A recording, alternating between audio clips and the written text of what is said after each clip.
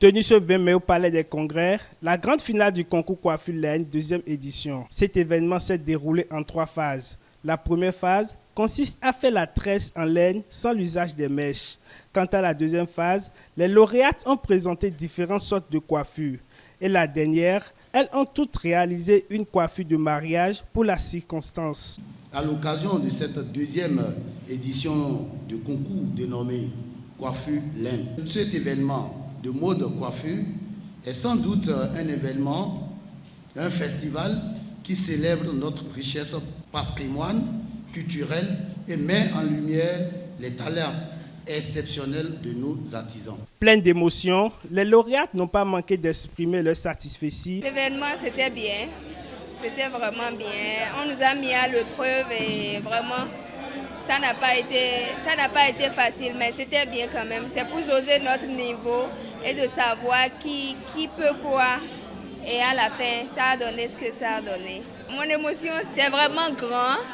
C'est vraiment grand. Je manque de mots pour exprimer mon émotion parce que c'est pas un truc petit.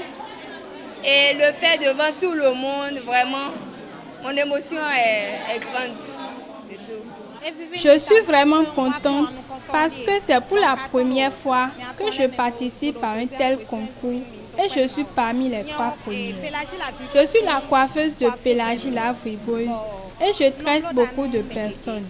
J'ai obtenu mon diplôme depuis 16 ans, mais je remercie Dieu pour la deuxième place que j'ai occupée. Faire valoriser la coiffure africaine est l'objectif de la promotrice Rontondi Marlène.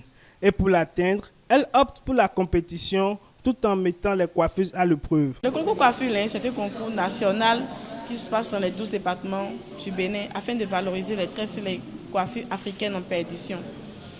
Et ces coiffures ont pour objectif de motiver les jeunes diplômés sans emploi à sortir avec la coiffure, ne pas forcément attendre l'État avant de vouloir entreprendre un truc ou pas. Non, les coiffures vraiment africaines, on ne les retrouve plus de nos jours et moi j'aimerais bien les faire revenir. Donc c'est ça qui m'a motivé en fait à lancer ce concours et je suis à ma deuxième édition et j'ai voulu mettre des artisanes de ce métier en compétition pour vite réussir à mon objectif. Là, en les mettant en compétition, elles verront que vraiment il y a des trucs à gagner et puis elles vont bien se mettre au travail.